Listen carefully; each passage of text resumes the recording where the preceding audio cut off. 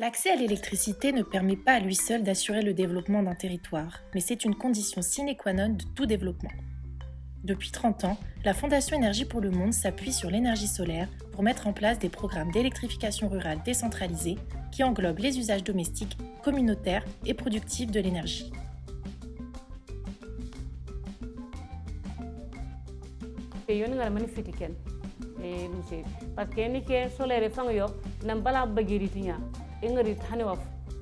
Kula ka ba jamala bale enda ngar même pas elusi la bangi ngar mayro ngem parce que enda lampandunya yo yiro bare ena na faté titi momak.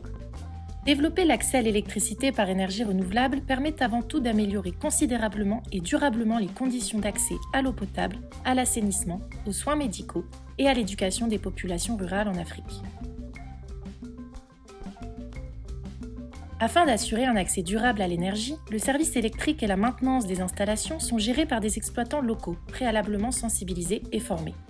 Qu'il s'agisse de techniques éprouvées ou d'innovations, il est important de mettre en œuvre des solutions adaptées aux besoins des populations et s'appuyant sur un modèle économique viable. L'installation de compteurs après paiement, par exemple, constitue une réelle innovation sociale qui sécurise la trésorerie de l'exploitant en limitant les défauts de recouvrement, ce qui permet de rémunérer une équipe compétente pour l'entretien et le renouvellement des installations.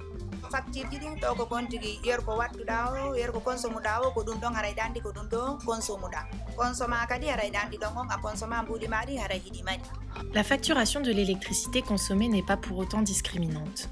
Pour que le plus grand nombre ait accès à l'électricité, plusieurs offres de services électriques peuvent être proposées, dont un tarif social, ce qui permet de s'adapter aux besoins et aux moyens de tous.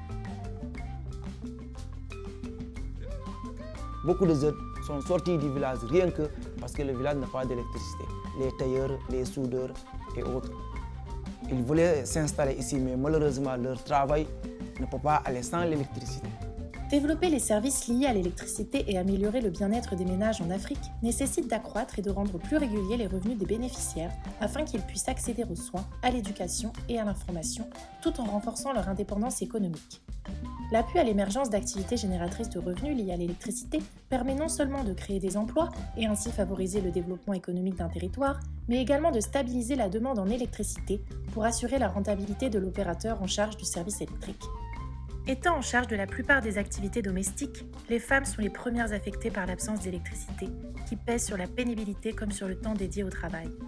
Dans les projets d'électrification rurale, l'énergie devient un levier d'émancipation professionnelle et d'amélioration de la qualité de vie des femmes.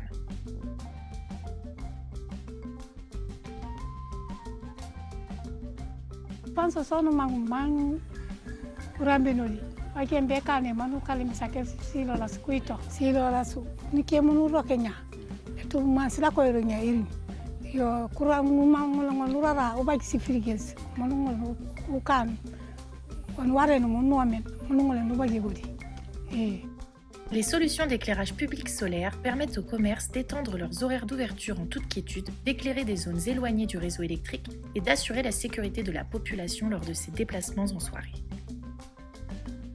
Malgré son expertise et son ancrage territorial, la Fondation Énergie pour le Monde ne peut agir seule pour espérer atteindre l'objectif d'accès universel à l'énergie et doit travailler avec d'autres acteurs, privés et publics, associatifs et professionnels.